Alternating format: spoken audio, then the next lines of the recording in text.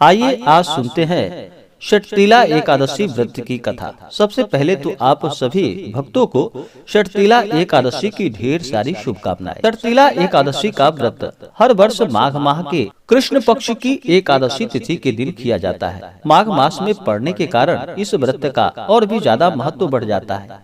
माघ मास में गंगा स्नान करना, दान पुण्यों का कार्य करना, भगवान श्री हरि विष्णु का पूजन करना, एकादशी का व्रत करना, यह बड़ा ही पुण्यदायक माना गया है। तो आइए सुनते हैं षटतिला एकादशी व्रत की कथा।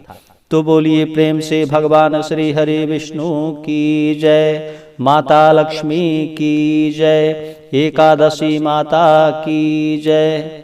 बहुत समय पहले की बात है कि एक बार दालभ्य ऋषि ने पुलस्त ऋषि से पूछा कि हे महाराज, पृथ्वी लोक में मनुष्य ब्रह्म हत्यादि महान पाप कर्म करते हैं, पराये धन की चोरी तथा दूसरों की उन्नति देखकर ईर्ष्या करते हैं, साथ ही अनेक प्रकार के व्यासनाओं में फंसे रहते हैं, फिर भी उनको नरक प्राप्त नहीं होता। इसका क्या कारण है? वे न जाने कौन सा दान पुण्य करते हैं जिससे उनके पाप नष्ट हो जाते हैं। यह सब कृपा पूर्वक आप हमसे कहिए। पुलस्त मुनि कहने लगे कि हे महाभाग, आपने मुझसे अत्यंत गंभीर प्रश्न पूछा है। इससे संसार के जीवों को अत्यंत भला होगा। इस भेद को ब्रह्मा, विष्णु, रुद्र तथा इंद्र आदि भी नहीं जानते, परंतु मैं आपको यह गुप्त तत्व अवश्य बतलाऊंगा। उन्होंने कहा कि माघ मास लगते ही मनुष्य को स्नान आदि करके शुद्ध रहना चाहिए। इंद्रियों को वश में कर काम, क्रोध, लोभ, मोह, अहंकार, ईर्ष्या तथा द्वेष आदि का त्याग कर भगवान का स्मरण करना चाहिए। पुष्य नक्षत्र में गोबर, कपास, तिल मिलाकर इनके कंडे बनाने चाहिए। उन कंडों से 108 बार हवन करना चाहिए। उस दिन मूल नक्षत्र हो और एकादशी तिथि हो तो अच्छे पुण्य देने वाले नियमों को ग्रहण करे। स्नान आदि नित्य क्रिया से निमित्त होकर सब देवताओं के देव श्री भगवान विष्णु का पूजन करे और एकादशी व्रत धारण करे।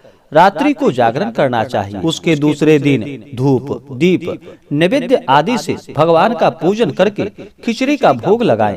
तत्पश्चात पेठा, नारियल, सीताफल या सुपारी का अर्घ देकर स्तुति करनी चाहिए।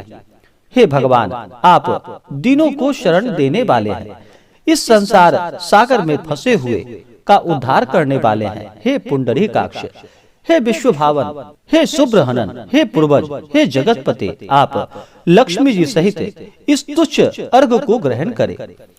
इसके पश्चात जल से भरा हुआ कुंभ यानी कि घड़ा ब्राह्मण को दान करे तथा ब्राह्मण को श्यामा, गौ और तिल पात्र देना भी उत्तम है। तिल स्नान और भोजन दोनों ही श्रेष्ठ है। इस प्रकार से जो मनुष्य जितने तिलों का दान करता है उतने ही 1000 वर्ष स्वर्ग में वास करता है।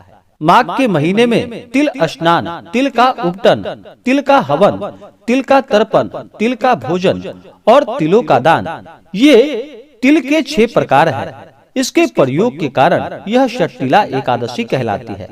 इस व्रत के करने से अनेक प्रकार के पाप नष्ट हो जाते हैं। इतना कहकर पुलस्त ऋषि कहने लगे कि मैं तुमसे इस एकादशी की कथा को कहता हूँ, तुम ध्यान पूर्वक सुनो।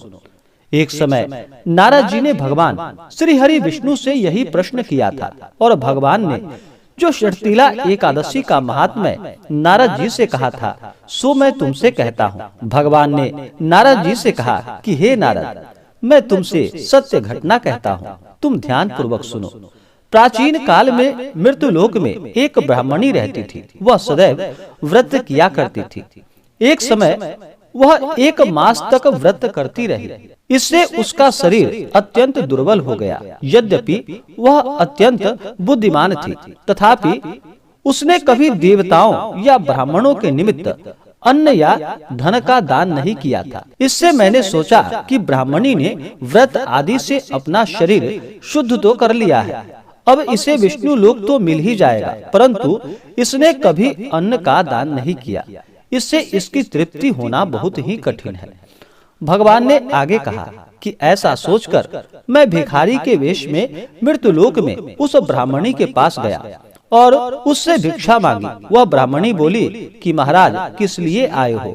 मैंने कहा कि मुझे भिक्षा चाहिए। इस पर उसने एक मिट्टी का ढेला मेरे भिक्षा पात्र में डाल दिया। मैं उसे लेकर स्वर्ग में लौट आया। कुछ समय बाद ब्राह्मणी भी शरीर त्याग कर स्वर्ग में आ गई। उस ब्राह्मणी को मिट्टी का दान करने से स्वर्ग में सुंदर महल मिला, परंतु उसने अपने घर को अन्नादि सब सामग्रियों से शून्य पाया। घबराकर वह मेरे पास आई और कहने लगी कि हे भगवान, मैंने अनेक व्रत आदि से आपकी पूजा की, परंतु फिर भी मेरा घर अन्न आदि सब वस्तुओं से शून्य है। इसका क्या कारण है? इस पर मैंने कहा कि पहले तुम अपने घर जाओ, देव स्त्रियां आएंगी तुम्हें देखने के लिए। पहले उनसे षटतिला एकादशी का पुण्य और विधि सुन लो, तब द्वार खोलना। मेरे ऐसे वचन को सुनकर वह अपने घर गई। जब देव स्त्रियां आई और द्वार खोलने को कहा तो ब्राह्मणी बोली कि आप मुझे देखने आई हैं, तो षटतिला एकादशी का महात्म्य मुझसे कहो। उसमें से एक देव स्त्री कहने लगी कि मैं कहती हूँ। जब ब्राह्मणी ने षटतिला एकादशी का महात्म्य सुना तब द्वार खोल दिया।